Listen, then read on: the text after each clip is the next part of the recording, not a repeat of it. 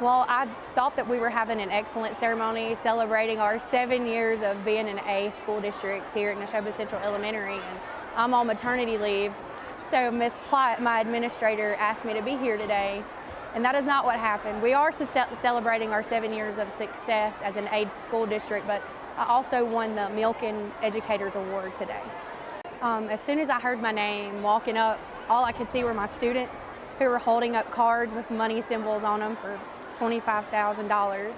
And all I could think about were all the other students I had had in the past that I had probably made an impact on, or I hope I made an impact on.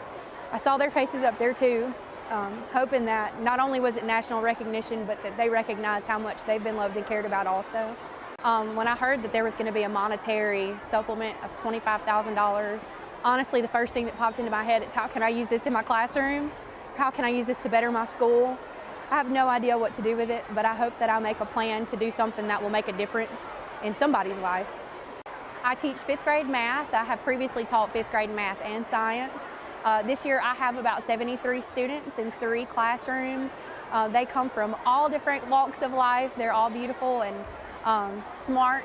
I love to talk about real world situations and how we can bring the math that we're learning in the classroom into things that we'll do in the real world and how it can make a difference in their everyday life. Math is something that you use every single day.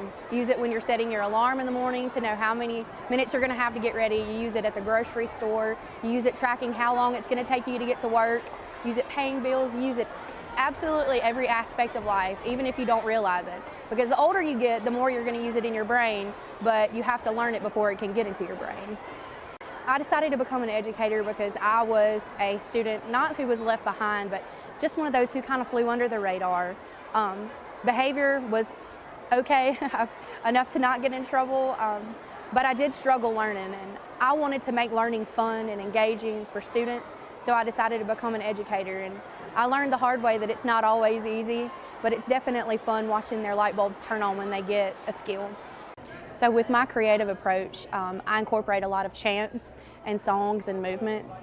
I read somewhere when I was in college that if you repeat something 13 times, you have it memorized. Now, whether or not that is true, I'm not sure, but the best way to do that is through song lyric, is what I would think. So I come up with all of these chants, and it's amazing because during the assessments, I can see my students like mouthing the chants, or during their state test, they're kind of making motions that they have learned in class, and it's that muscle memory that sticks with them, and I think it goes with them all the way through high school. I just had a student who I previously taught, who was actually a senior this year, who remembered my chant when I taught them about how many inches were in a foot and how many feet were in a yard and so on and so forth, and they did the chant to a T. So I think that muscle memory and the repetition and the creative teaching really sticks and helps engage the learners.